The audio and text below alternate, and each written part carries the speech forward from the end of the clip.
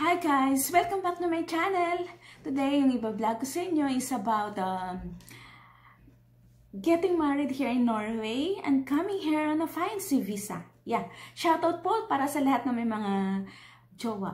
Jowa talaga. May mga boyfriend at nagpa-plan na pumunta rito at dito magpakasal. I-share ko sa inyo yung personal experience ko.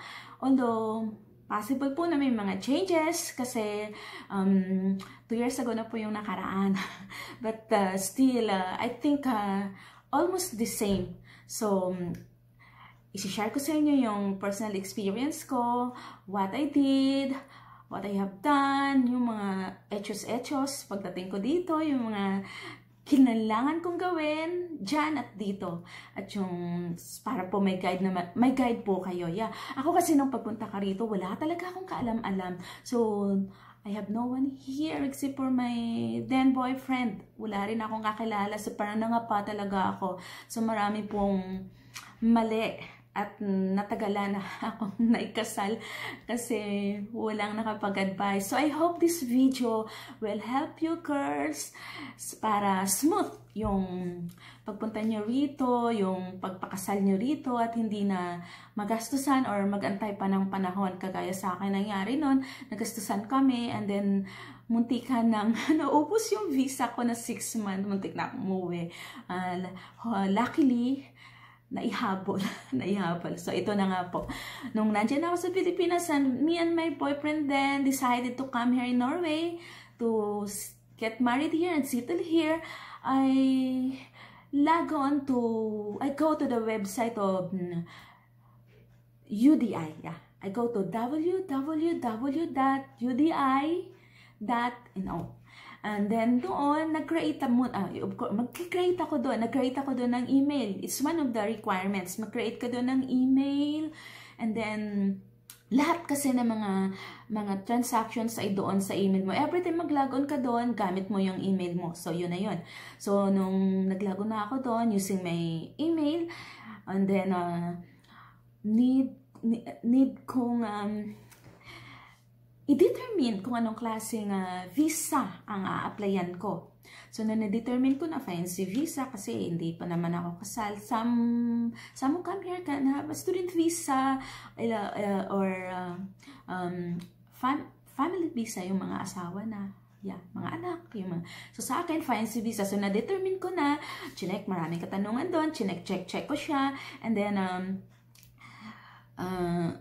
ni-print ko yung cover letter. Yeah. Need mong i-print yun kasi pipirmahan mo yun. Isa yun sa dadalhin mo sa VFS. So, naka-indicate lahat doon ng mga katanungan, ng mga instruction, ng mga dapat yung gawin. So, yun na, nakasulat doon. Print the cover letter. And then, these are the documents needed. And then, from me and from my fiancé. And then, these are the things you should do. So, isa na yung dadalhin ko siya sa VFS Makati. Hindi sa Embassy ng Norway, but sa VFS Makati. So, yun na, nag-set din ako ng appointment kung kailan pwede. Kasi, sa dami nag-a-apply. So, minsan, yung mga date doon is hindi na available. So, I think I take around 3 weeks bago ko ma-submit. Punuan. So, nung pwede nang lumarka, dinala ko na doon sa VFS Makati. After that, nagbayad kami ng... Doon may bayad ako ng around 1,700. Aside from that, yung then fiancé ko na my husband paid around 10,000 kroner. I think nowadays is around 11,000 kroner. So, nasa 50 to 60,000 pesos. Yeah. Siya nagbayad nun kasi wala naman akong pera. And then, yun na. Pinorward ko doon dinala ko doon yung mga documents namin, dalawa. His and mine. And then, pinorward nila sa Royal Norwegian Embassy din sa Makati.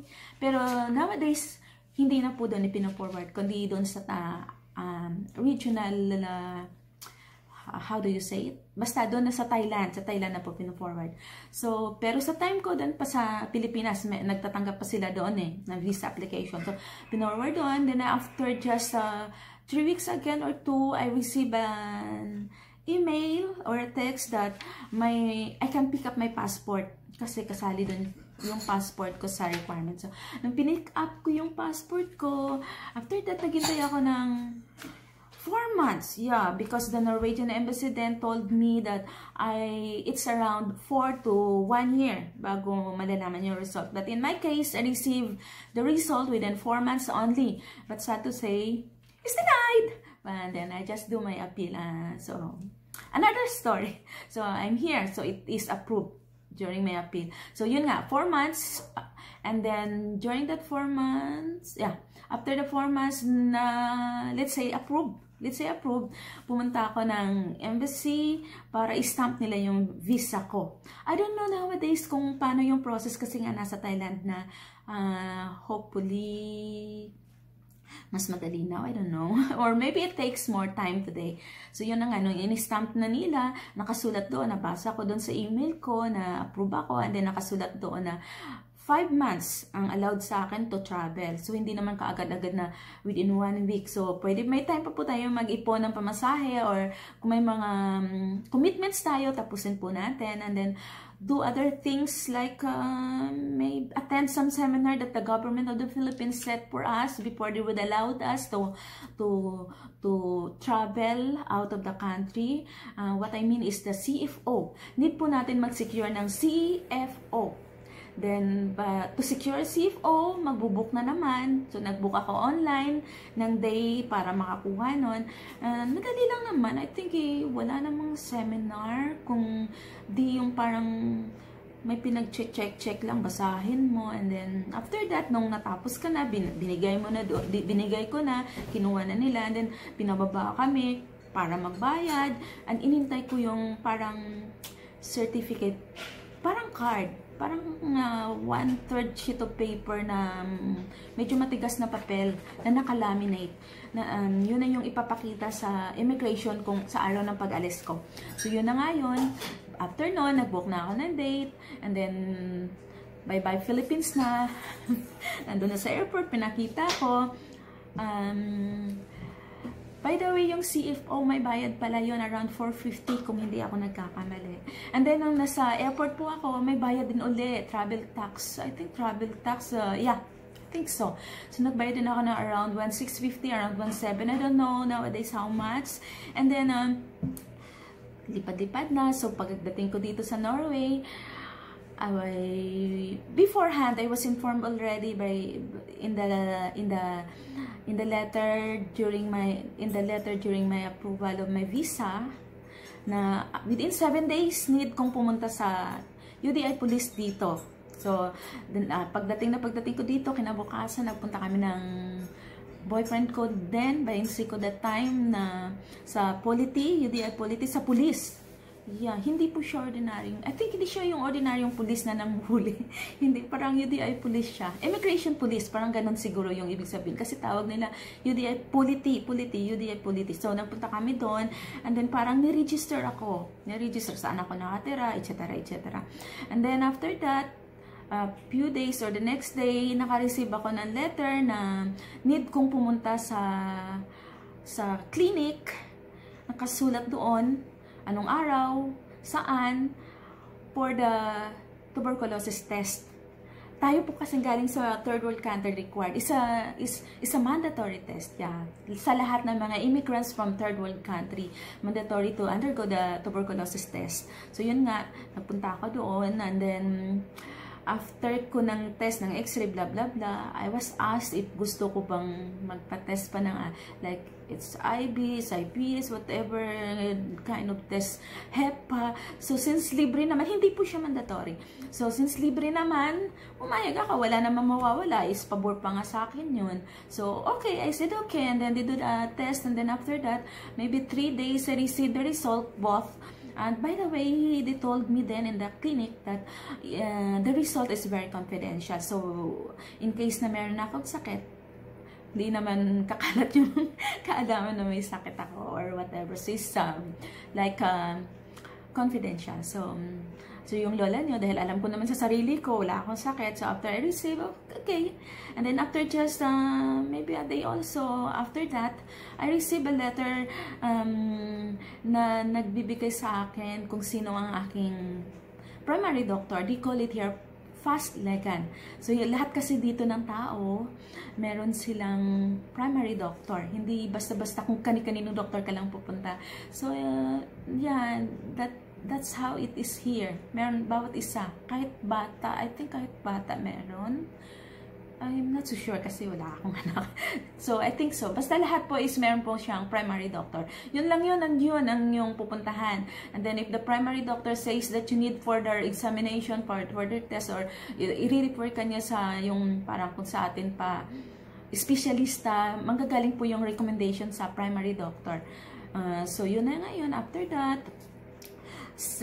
dahil gustong-gusto ko nang mag-work, I asked my husband to, paano ba yun? Gusto ko kasi magkaroon ng tax number. So, she said to me, explaining something to me which I don't understand, but I think I need to get a personal number. So, nag-apply kami sa tax ng aking personal number. But nowadays, no need na mag-apply kasi automatic po siya within the 7 days na pupunta ka sa Polity for registration, sila na yung magbibigay or magpo-process to have your personal number. Pero nung sa time ko, separate po siya. Kami po yung nag-apply. So, nag-wait kami ng 3 weeks bago po dumating yung personal number ko. And then, so vacation, nag-enjoy ako sa Norway. And then, so, ayoko naman maubos yung visa ko kasi 6 months lang yon. So, we decided na pakasal na. Tara, let's. But then, I found out my mistakes. I didn't bring my CENOMAR and my birth certificate. Kasi akala ko, na nag-submit kasi ako ng visa, nag-submit na ako, nakala ko yun na yun. But since wala silang ibinalik sa akin, oh my God, hindi ako pwedeng ikasal. So, yun na nga, mga pagkakamali ko. Akala ko kasi, since nagsabit naman ako ng mga documents at na-approve na yung pag-apply ko ng visa, wala na akong dadalhin, kundi yung katawan ko lang papunta, bagahe ko papuntang Norway.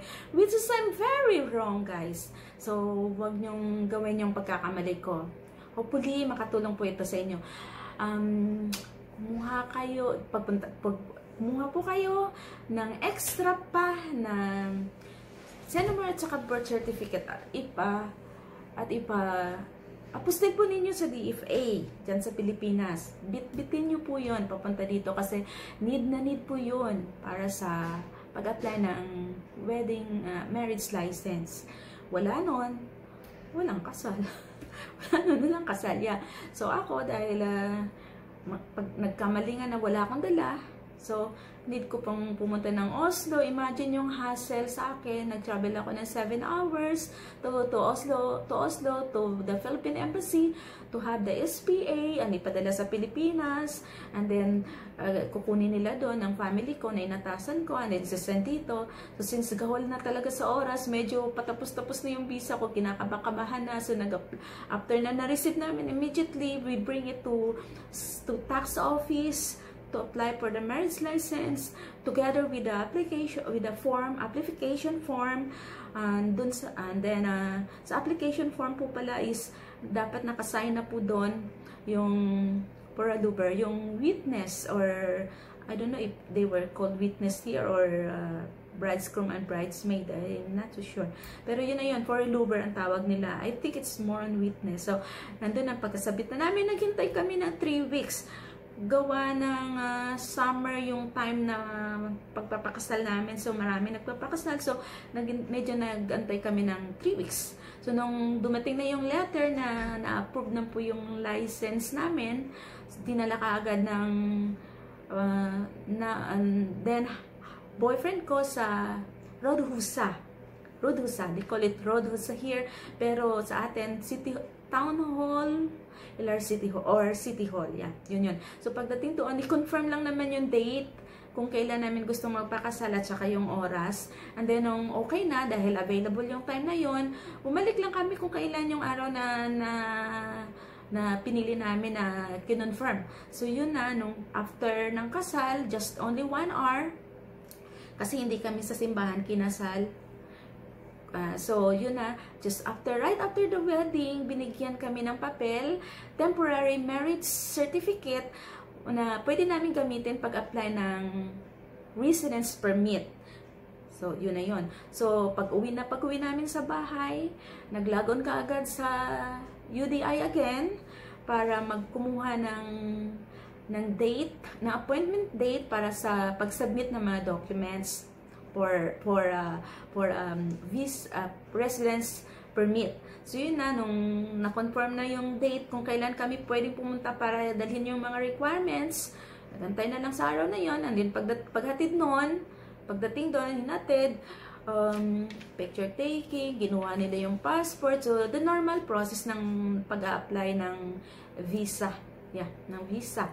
So, pagkakuha nun, naghintay ako ng, I think, the next day or just 2 days, nag-result na kaagad na approve na yung visa ko. Hindi nila akong i-approve kasi 2 days na lang yung visa ko nun eh. Mapapalayas na ako na Norway. So, yun na nga. Papaalis na ako na Norway. So, yun. Nung na-approve siya, nakasabi to na anytime kung gusto kong kumuha ng residence card,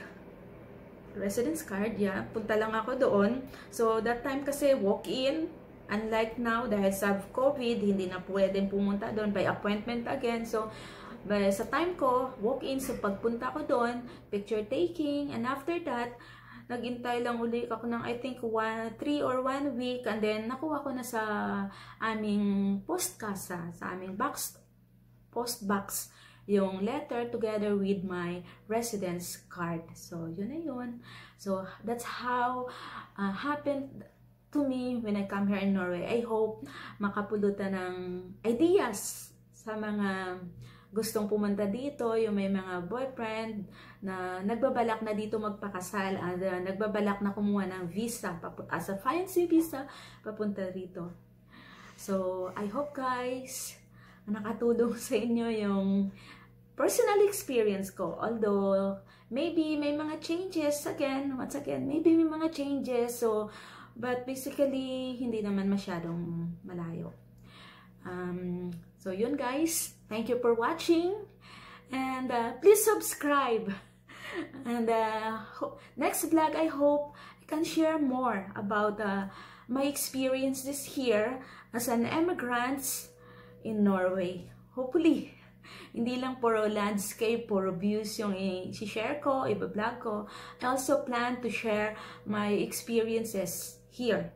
And so, para makapulutan po ng aral. Okay, bye! Thanks for watching again!